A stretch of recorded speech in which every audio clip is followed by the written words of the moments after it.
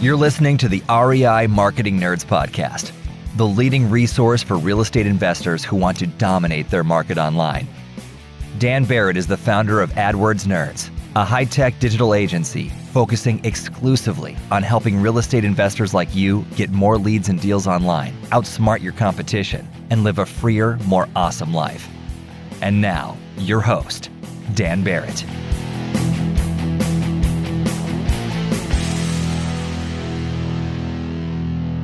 All right. Hello, everybody, and welcome to this week's episode of the REI Marketing Nerds Podcast. As always, this is Daniel Barrett here from AdWordsNerds.com. And if you are looking to get more leads and deals online for your real estate investing business, you know where to go. Over 10 years in the game, it's AdWordsNerds.com. You can jump on a free call with my team. They will help you put together a strategy for your market. Now, man, this week we've got a heady and exciting and I think pretty surprising conversation with John Commerce. Now, John Commerce is the managing principal at a company called Visible City. You can find their website at visible.city. And Visible City is working on bringing data and data analysis to cities across the country, whether that's in urban planning or whether that's in figuring out how to help investors make smart investments. John has a background in economics. He is an academic. He's a professor, but he's also had years and years of experience bridging the gap between local government, city planners, investors, commercial interests. John is a fascinating person with a lot to say about the future role of cities really in the trajectory of the entire country. And I think if you are a real estate investor, you're going to get a ton out of understanding how John thinks about cities and city growth. You're going to get a lot out of his thoughts on how to use data and how to use data analysis to make smarter decisions. I had an absolute blast talking with John, and I know you're going to have a blast listening to our interview. So without any further ado, let's get into my interview with John Commerce from Visible City. All right, welcome everybody. This is Daniel Barrett, and I am here with John Commerce from Visible.city. John, welcome to the show, man. I'm so happy to have you here. Thanks a lot, Dan. Really pleased to be here. Thanks for the invitation. So let's talk about Visible City. And again, I mentioned the URL. I'll just say this again. It's visible.city. And you guys are doing some really fascinating stuff. And it's a little bit different from the typical stuff that we would bring up on this show, but I think relates so deeply to what real estate investors do. So I want to spend some time really digging in to Visible City. So if someone comes up to you and says, oh, hey, they kind of learn a little bit about where you work, how do you describe what Visible City does? Thanks, Dan. So Visible City, we started in 2016 with the foundational premise that we wanted to help parties to access and interpret this explosion of data that's happening around us for their decision-making in cities and metro areas. And I know that sounds kind of broad. It really is that broad. We apply a set of mechanisms and processes to help a range of different parties do exactly that. So they're looking to inform choices about locations specifically, or about managing portfolios of locations, or kind of reconfiguring, realigning how they're laid out across a city or a metro or a much broader geography. We can help them in a customized way by gathering data that relates to their strategy and then interpreting it for them and with them. So, and this is one of the questions that we spoke briefly before the show, and it was a question that was on my mind. It was the first time that we met, we talked a little bit about this, and you said, in your mind, cities specifically were this really critical part of what the future was going to look like, and this critical part of solving problems. So let me kind of turn that back around and ask you, using data to inform decision-making, you could go so many different directions with that, right? And we'll dig a little bit into your background. You could have really worked on anything you wanted. Why cities? Like, why urban planning? Why focus on this unit of the city? It's a great question. And I will, as you said, go into my own background a little bit just to say that Ed Glazer, who's written a book called The Triumph of the City, and it's really all about what is the role of the city as a social and economic engine, both nationally, but also globally. And he's got kind of a historic context. And he describes cities as the greatest invention of humankind. And I think that is now overstated in the sense that when we think about all of the aspects of human life that are in flux right now, when we think about the impact of climate change, when we think about the social upheaval, thinking about how we want to live together as a society, when we think about how the economy is changing, all of those themes really are playing out in an urban and metropolitan setting in their most vivid form. And so you see this sort of physical transformation that flows from those sort of upstream economic, social, cultural changes. And that's one of the reasons I think focusing on the city is the way to make the biggest impact. So our team is really focused on the developed kind of space of cities and metro areas as the place we can make the biggest difference for our clients. Okay, I want to go like 5 different directions. Let's back up. Let's talk a little bit about your background, because you have this really varied, interesting background. You've been in both academia and in urban planning and working with industry. So tell people a little bit about how you got to where you are now. Like, what was the path for you to get into this really fascinating field? Yeah, thanks a lot for the question. I would say first that I know that obviously your audience is focused on commercial real estate, and that has been a sort of a realm that I have been part of in a couple different respects over the course of my career. So in some ways, that's been kind of like a parallel track throughout. But as you say, I have served in roles that are academic. I've served as a teacher of economics in a university setting. I'm actually just gearing up to return to teaching in the urban studies department here at the University of Minnesota. And that's been something I've been involved in for almost 10 years. And that has helped me kind of bring a global context and more of an academic context to the work that we do. But I also, my professional background is more in redevelopment consulting and project finance.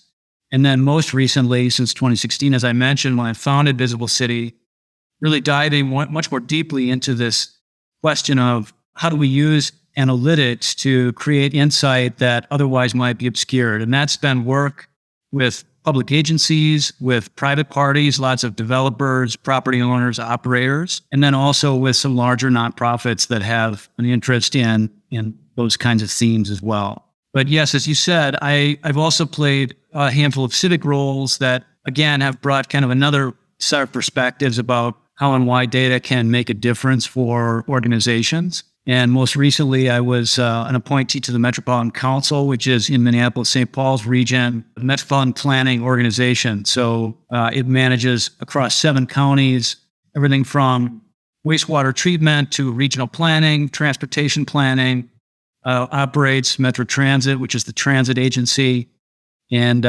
parks, housing, a range of responsibilities in that agency. And prior to that, I served on the planning commission in my hometown, St. Paul, and served as a member and chair of that body. So each of those things definitely has added some different dimensions to my perception of the opportunity to use data for insight for these different kinds of clients, and to some degree has led to the breadth of parties that we're serving with these methods and processes. So I'm curious, like you mentioned, you've got your academic background, teaching, urban studies, economics, et cetera. You've got this sort of local governmental sort of planning background. You have these connections with industry, with commercial interests. What strikes me is that a lot of times there's not a lot of communication back and forth between these sort of different realms of life, right? And you have this sort of stereotypical capitalist thing where it's like, government can't do anything well. And then you have the kind of academic world, which it can be kind of walled off in many ways and has this, this sort of bad reputation for being disconnected from reality and all these things, right? And there's not a lot of communication back and forth between essentially who are the same stakeholders, but they're working in these different fields. You've kind of crossed those realms a lot. And it strikes me that your work now kind of crosses those realms a lot. Do you think that there's a lot to be learned from kind of merging those areas? Do you think that's happening more? I mean, what's the state of this kind of cross communication?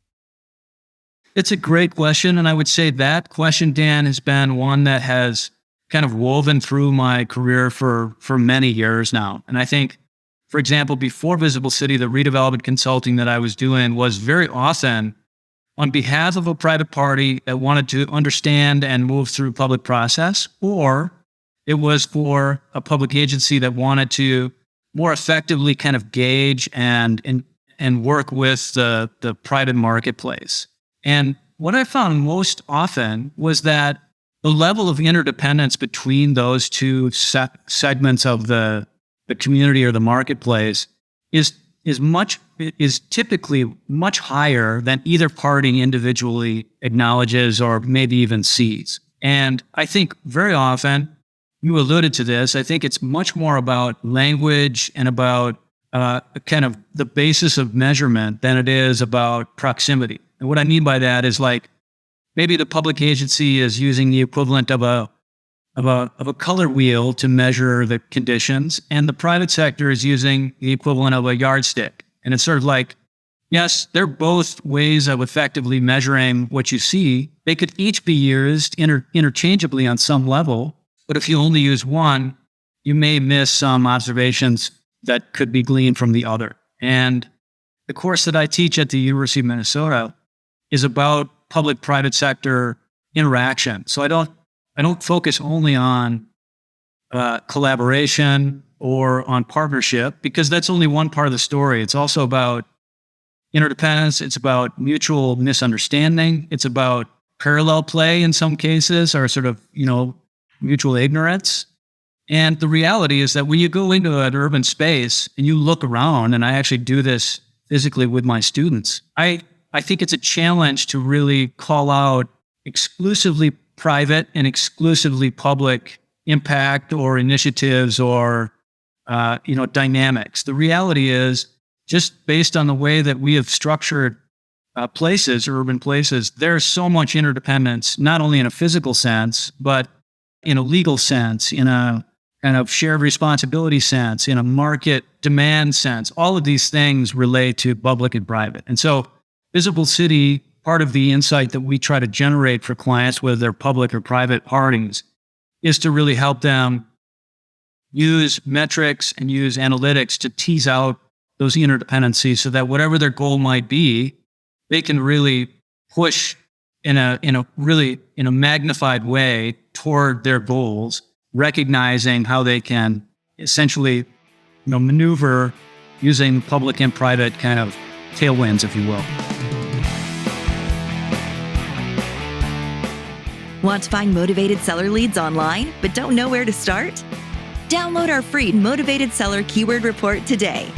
AdWords nerds have spent over $5 million this year researching the most profitable keywords for finding motivated seller leads. And you can grab these exact keywords when you download our report at www.adwordsnerds.com/keywords.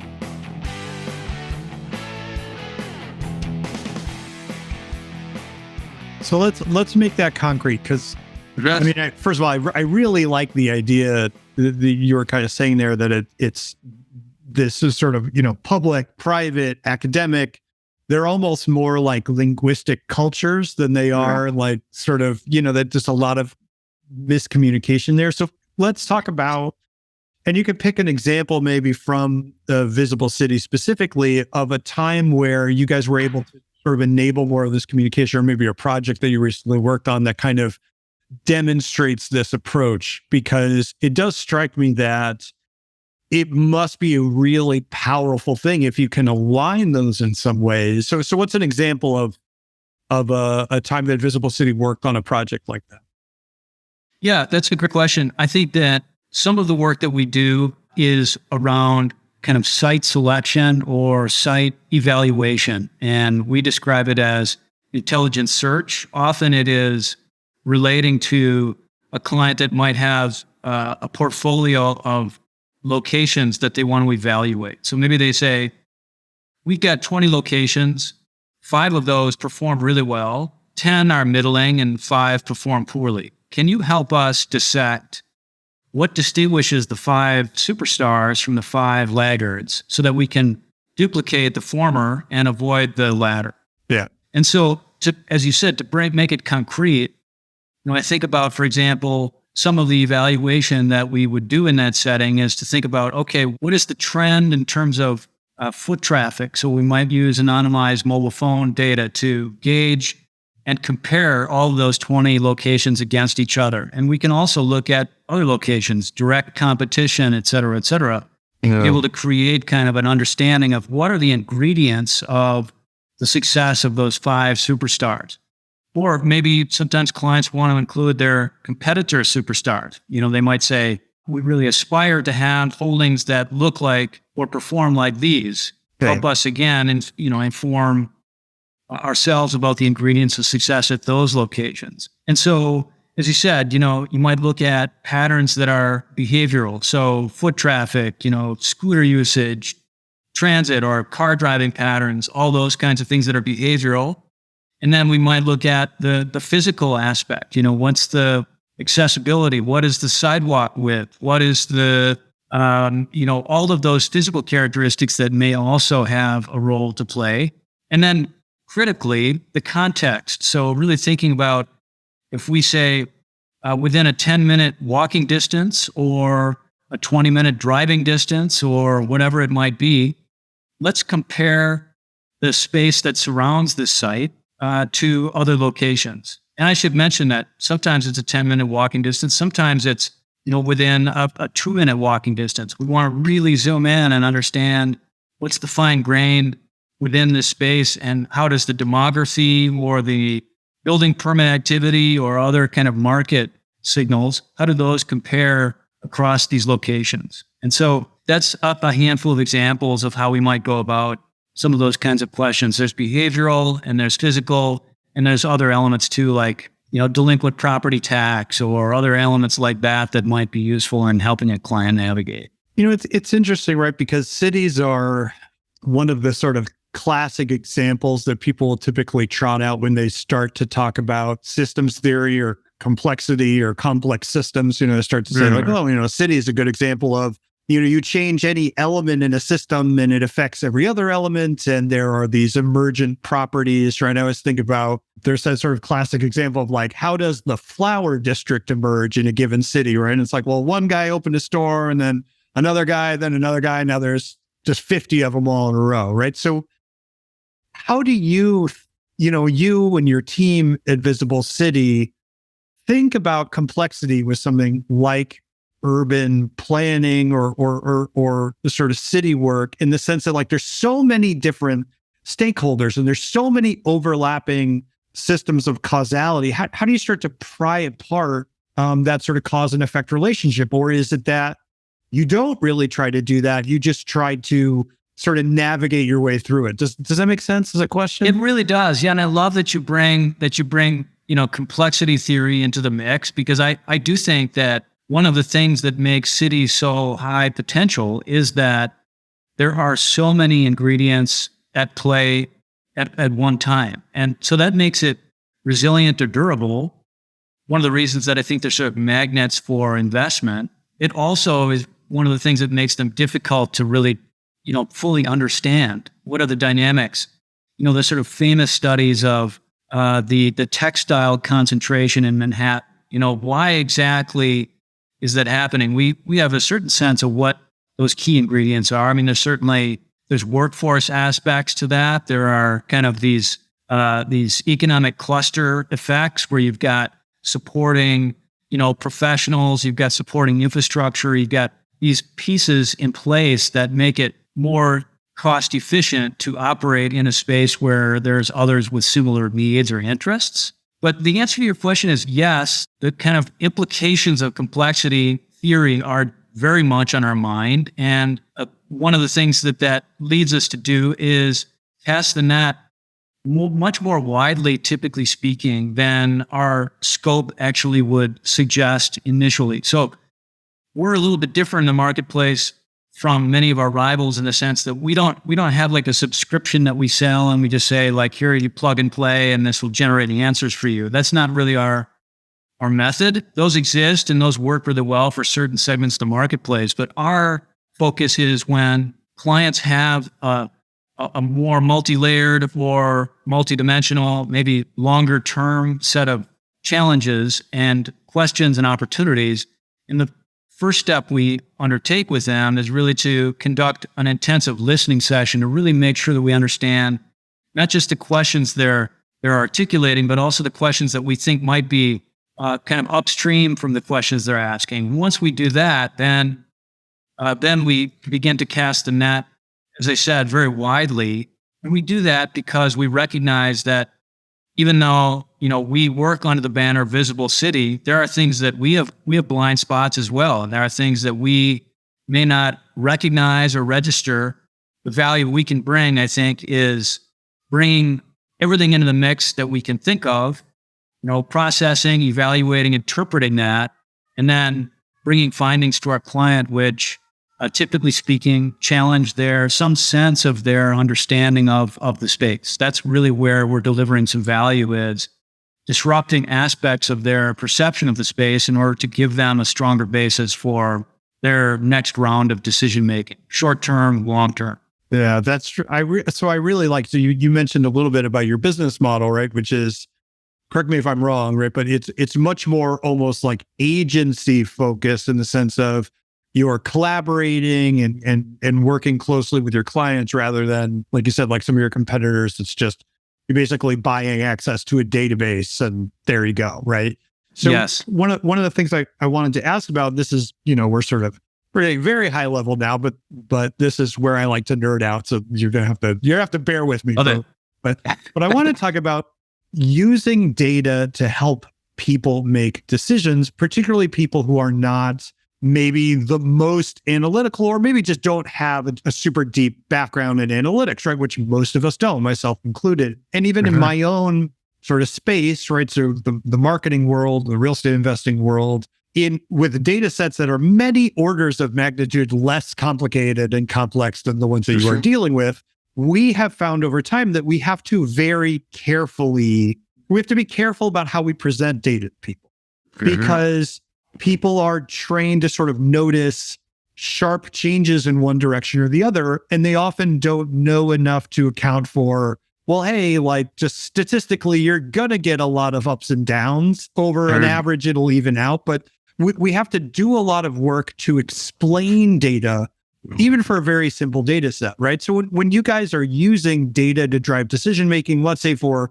like a town planning committee or something like that, are there ways that you found you have to be careful about how you communicate what that data says? Are there ways that you found are more effective or less effective of doing that? Or maybe even common mistakes that people make when they look at given data sets? I'm just curious, like what your experience has been. Yeah, it's a great question. And I think of, background working with pro forma documents, for example. And I think about in commercial real estate, because something is projected out some period of years, that sometimes I think can convey a level of certainty that really is not fully accurate. I mean, the reality is seasoned professionals know that a pro forma is our best collection of guesses combined together to kind of a punchline and some findings around NOI and some findings about free cash flow, et cetera. But the nature of how information is presented, both visually and then also verbally, is something we spend a lot of time thinking and talking about. We have Carly Anderson on our team.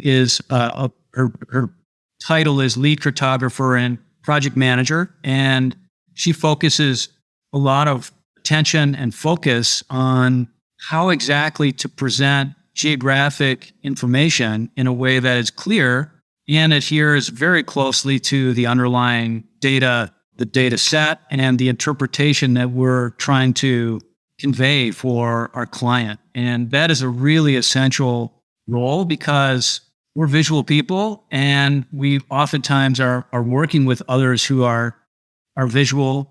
As you mentioned, in the town hall setting, there are many people who engage visually who don't typically have information presented to them in that way. And so for them, it's a really high opportunity moment to see a map that conveys some kind of finding. That also means it's a huge responsibility for us to do that responsibly and to make sure that it's delivering the insights that we want and not being misunderstood or misconstrued. So that's part of where the verbal piece comes to accompany the visual, but they really work in tandem together. And you're exactly right that is a very high level of responsibility that we have for our client, is to make sure that not only today when we're sitting with them walking through that material, but also, in 6 months when we may not be in the office together, then it still has the same kind of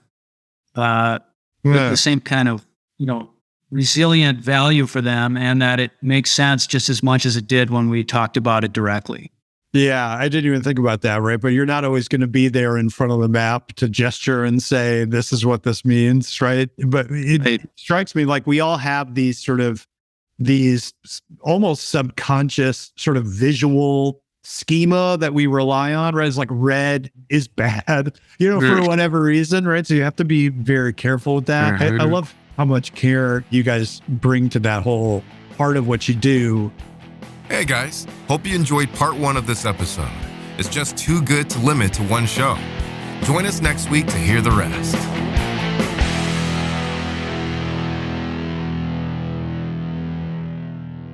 This is the podcastfactory.com.